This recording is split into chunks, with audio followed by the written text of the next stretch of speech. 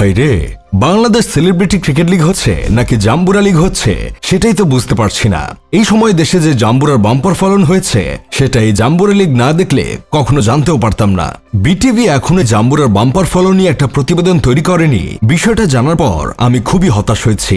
তাদের উচিত ছিল জাম্বুরাগুলো চাষে কে বা কারা, কিভাবে এই জাম্বুরা চাষ করেছে সেই বিষয়গুলো তুলে ধরা। বাংলাদেশ এত উন্নত হয়ে গেছে সেটা আমরা অনেকেই জানতাম না। এজন্যই হয়তো এক মহান ব্যক্তি বলেছিলেন বাংলাদেশ একদিন আমেরিকাকে ছাড়িয়ে যাবে। এই তো এখন এই জাম্বুরা লিগের মাধ্যমে দেখতেছি বাংলাদেশ আমেরিকাকেও ছাড়িয়ে যাচ্ছে। এই লিগ যদি কোনোভাবে আমেরিকার প্রিয় অভিনেতা দেখতে পারে তাহলে সে ব্যাগ ট্যাগ গুছিয়ে একদম সোজা রাতের ফ্লাইটেই বাংলাদেশে চলে আসবে। মাঝে মাঝে মনে হয় এই লিগ মূলত আয়োজন করা হয়েছে উঁচু নিচু পাহাড় পর্বত ও গ্রীষ্মকালীন ফলমূল দেখানোর জন্য। আসলে তাদের বোঝা উচিত দর্শকরা ক্রিকেট খেলা দেখতে যায়, ফলমূল কিনতে নয়। তবে এই জাম্বুরা লিগে যে শুধু জাম্বুরা পাওয়া যায় বিষয়টা এমন না।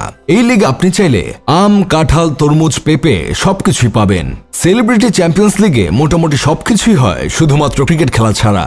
এই ধরেন এখানে সবকিছু প্রদর্শন করা হয়, কে সবচেয়ে বেশি দেখাতে পারে এবং কার ব্যাটের হাতল ধরাটা বেশি সুন্দর, এই সবের প্রতিযোগিতাই মূলত এখানে চলে। তাই মানুষ এসব দেখে বলতেছে এরা আসলে ক্রিকেট খেলতে আসে নাই, বড় বড় ধনকুবেরদের দৃষ্টি আকর্ষণ করতে এসেছে। আবার কেউ কেউ বলতেছে এরা ক্রিকেট খেলার চেয়ে নোংরামি বেশি করছে।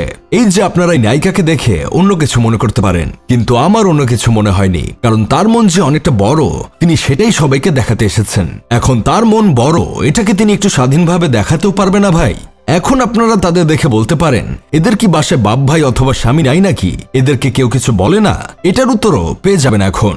এই যে আমাদের মিস বাংলাদেশ আপুকে দেখতে পাচ্ছেন, উনি আসলে ক্রিকেট খেলতে এসেছেন নাকি অন্য কিছু খেলতে এসেছেন সেটা হয়তো তিনি নিজেই জানেন না। তাই তো এক ইন্টারভিউতে তিনি বলতেছিলেন তার স্বামী দেশের বাইরে আছেন, তাই তাকে ভিডিও কলে ব্যাটের হাতল কিভাবে ধরতে হয় সেটা নাকি শিখিয়েছে। তাছাড়া তিনি আরো বলেছেন তিনি কোনো ছবি ছাড়লে তার শাশুড়ি আম্মা নাকি কমেন্টে এসে বলেন মাশাআল্লাহ অনেক সুন্দর লাগছে আম্মা। তাহলে হয়তো এখনো তার এমন পোশাকে ক্রিকেট খেলা দেখেও কমেন্ট করছে মাশাআল্লাহ অনেক সুন্দর খেলেছো।